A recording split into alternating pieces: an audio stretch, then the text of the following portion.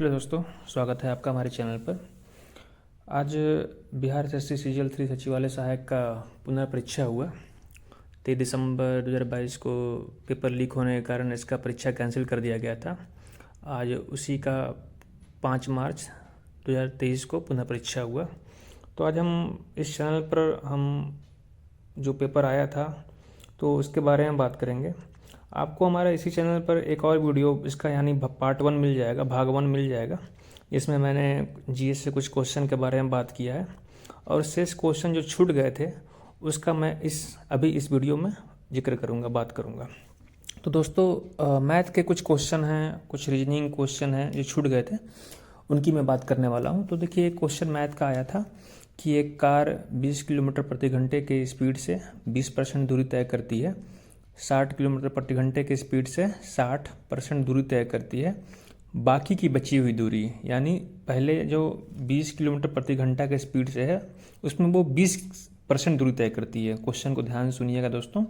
फिर next 60 kilometre प्रति घंटे के स्पीड से 60% की दूरी तय करती है, यानी अभी शेष कितना बचा है? 20% बचा है, यानी बाकी की बची हुई दूरी को वो 30 किलोमीटर प्रति घंटे के स्पीड से पूछती है।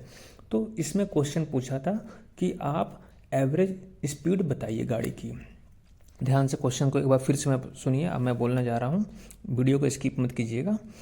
इसमें क्वेश्चन ये पूछा गया था कि एक कार 20 किलोमीटर प्रति घंटे के स्पीड से 20% दूरी तय करती है, 60 किलोमीटर प्रति घंटे के स्पीड से 60% दूरी तय करती है और बाकी की बची हुई दूरी 30 किलोमीटर प्रति घंटे की स्पीड से तय करती है। तो टोटल एवरेज स्पीड बताना था, ये क्वेश्चन आया था। एक क्वेश्चन और था, टंकी से क्वेश्चन था। उसमें दिया था कि एक टंकी में 3 नल लगे हुए हैं। पहला नल उस टंकी को 4 घंटे में भरता है, दूसरा नल उसी टंकी को 8 घंटे में भरता है, तीसरा नल उसी टंकी को 4 घंटे में खाली करता है। तो बताइए कितनी देर में टंकी भर जाएगा? तो इसका आंसर 8 घंटे होगा दोस्तों। अगर इसको आप सॉल्व करिएगा तो आपका इसमें जो उत्तर आएगा 8 घंटे आएगा। इसी तरीके से एक और क्वेश्चन था, ए किसी काम को 20 दिन में करता है, बी उसी काम को 30 दिन में करता है, सी उसी काम को 60 दिन में करता है। अगर बी और सी हर तीसरे दिन में ए के साथ मिल जाते हैं तो बताइए काम कितने दिनों में समाप्त हो जाएगा? तो दोस्तों, जो इस क्वेश्चन का जो आंसर है वो 20 दिन आएगा। आप चाहे तो इसको निकाल सकते हैं, लेकिन इसका जो आंसर है वो 20 दिन आएगा। इसी तरीके से फ्रैक्शन से भी कुछ क्वेश्चन आए थे। फ्रैक्शन यानी भिन्न से भी आपके 4 से 5 क्वेश्चन थे दोस्तों। और ये तो हो गया आपका मैथ का। इसके अलावा मैथ में आपके एवरेज से 3 क्वेश्चन थे। एक क्वेश्चन तो मैंने एवरेज का बता दिया आपको, टोटल एवरेज स्पीड पूछा था। इसके अलावा 2 क्वेश्चन और थे एवरेज से। प्रॉफिट लॉस से 2 क्वेश्चन थे आपके। इसके अलावा हम अब आते हैं आपका रीजनिंग पर। अगर आप रीजनिंग को देखा जाए तो रीजनिंग में आपका फिगर काउंटिंग से 5 क्वेश्चन आया था, जिसमें 3 क्वेश्चन जो ट्रायंगल से आए थे। यानी एक ट्रायंगल बना होगा, उसके अंदर बहुत सारे ट्रायंगल बने होंगे और उसमें पूछा जाएगा कि बताइए कितने ट्रायंगल बने हुए हैं। इसको कहते हैं फिगर काउंटिंग। तो 3 क्वेश्चन आपके ट्रायंगल से बने हुए थे, ट्रायंगल से आए हुए थे। एक क्वेश्चन आपका रेक्टेंगल से था, यानी आयत से आया था, और एक क्वेश्चन आपका समचतुर्भुज से पूछा गया था फिगर काउंटिंग में। ये 5 क्वेश्चन टोटल आए थे। इसके अलावा रीजनिंग में आपके मिरर से 3 क्वेश्चन थे। 3 क्वेश्चन मिरर से कैसे, जैसे एक मिरर लगा दी, एक फ़ोटो बना दिया गया, उसमें मिरर लगा दिया गया। अब उसमें पूछा जाएगा कि उसका जो प्रतिरूप बनेगा वो कैसा बनेगा, इस तरह की क्वेश्चन।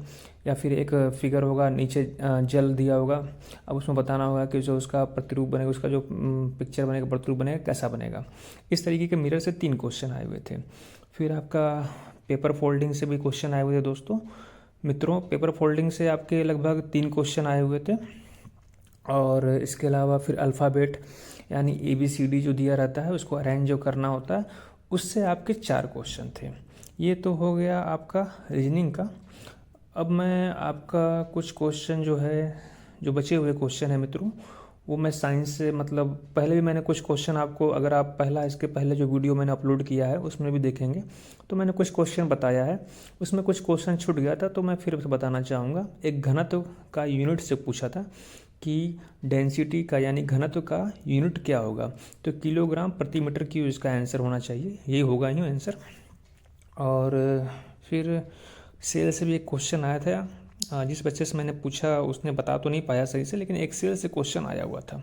इसके अलावा अगर आप देखा जाए तो एक क्वेश्चन था कि अशोक ने अपना बौद्ध धर्म का प्रसार करने के लिए दूत को चीन भेजा, तो उस समय चीन में किस वंश का शासक था। तो अगर इसमें आप ऑप्शन देखा जाए तो सुंग वंश था, हुएन वंश था और चांग वंश था। एक ऑप्शन और याद नहीं आ रहा है, तो इस तरीके के मतलब ऑप्शन दिए हुए थे। एक क्वेश्चन और था कि साउथ के कुछ वंश पर क्वेश्चन पूछा गया था, वो भी मतलब पूरा क्वेश्चन तो नहीं मिल पाया है, लेकिन इस तरह क्वेश्चन था साउथ के वंश पर कुछ क्वेश्चन था आया था आपका। एक क्वेश्चन पॉलिटिक्स का भी था, जिसमें था ये था कि राष्ट्रपति किस शक्ति के तहत न्यायालय में विवेचना से रोक सकता है, इस तरह का कुछ क्वेश्चन था। जैसा मैंने लोगों से पूछा तो उन्होंने बताया है, तो ये पॉलिटिक्स से क्वेश्चन आए हुए थे। तो अगर आप दोस्तों अगर देखा जाए जो क्वेश्चन का पैटर्न पूछा गया है, जो मैंने लोगों से पूछा है जिन्होंने पेपर दिया है, तो उन्होंने बताया है कि पेपर लगभग उसी पैटर्न पर था जैसा इससे पहले आया था, यानी 23 दिसंबर को जो पेपर पूछा गया था लगभग उसी पैटर्न पर लोगों ने भी सॉल्व किया है। और इसमें ना पेपर ज़्यादा हार्ड था, मतलब जो पहला का पैटर्न था सेम पैटर्न वही फॉलो किया गया, बस जो करंट के क्वेश्चन थे दोस्तों उसमें चेंजेस आए हैं और आना स्वाभाविक भी है। उस समय करंट से कुछ और क्वेश्चन थे, इस बार करंट से कुछ और क्वेश्चन थे, तो ये कुछ चेंजेस थे। अदरवाइज पेपर ना हार्ड था ना टफ था, जो पहले क्वेश्चन था उसी हिसाब से आए हुए थे। तो अब आप इसमें हड़बड़ाने वाली चीज़ नहीं है, आपको इसमें डरना नहीं है।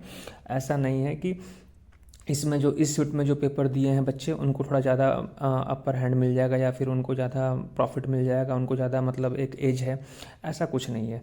जिन्होंने सही से आंसर का जवाब दिया होगा उसी का सिलेक्शन होने वाला है। और ऐसा कुछ नहीं है कि जिन्होंने 24 को एग्ज़ाम दिया है उनका नंबर कुछ कम आ जाएगा क्योंकि हार्ड पेपर था, इसमें कुछ आसान पेपर था। अगर ऐसा कुछ होगा भी तो हो सकता है नॉर्मलाइजेशन हो, क्योंकि एक शिफ्ट से ज़्यादा एग्ज़ाम हो रहा है तो नॉर्मलाइजेशन होना ज़रूरी है इसमें। तो आप डरिए मत। इसके बाद मैं एक नेक्स्ट वीडियो और बनाऊंगा कटअप को लेकर। अभी मेरे बहुत सारे दोस्त हैं अभी आए नहीं हैं, वो ट्रेन में ही हैं, तो आप निश्चिंत रहिए, मैं कटअप पर एक वीडियो बनाऊँगा। देखिए दोस्तों, मेरा मानना है कि कटअप की सही जानकारी एक स्टूडेंट दे सकता है जिसने एग्ज़ाम दिया है। वो कभी भी कटअप की जानकारी नहीं दे सकते जो घर में बैठकर कटअप बना रहे हैं या जिनके पास क्वेश्चन कहीं से आ गए हैं और घर में बैठ कर उन्होंने आपको कटअप के बारे में बताया है। ये कभी भी नहीं हो सकता, इस चीज़ को आप गांठ बांध लीजिए। कटअप की सही जानकारी एक स्टूडेंट ही देगा जिसने एग्ज़ाम को दिया है, क्योंकि इसे पता है कि 2 घंटे में क्या क्या क्वेश्चन थे, पैटर्न क्या थे, मतलब क्वेश्चन की डिफ़िकल्टी लेवल क्या थी। 2 घंटे में 150 क्वेश्चन करने का एग्ज़ाम लेवल में उस प्रेशर में एक अलग ही डिफरेंट सिचुएशन हो जाता है। आप इस बात को समझिए। तो आप एक दिन थोड़ा सा वेट कर लीजिए, अभी मैं आपको इसके बारे में बताऊँगा।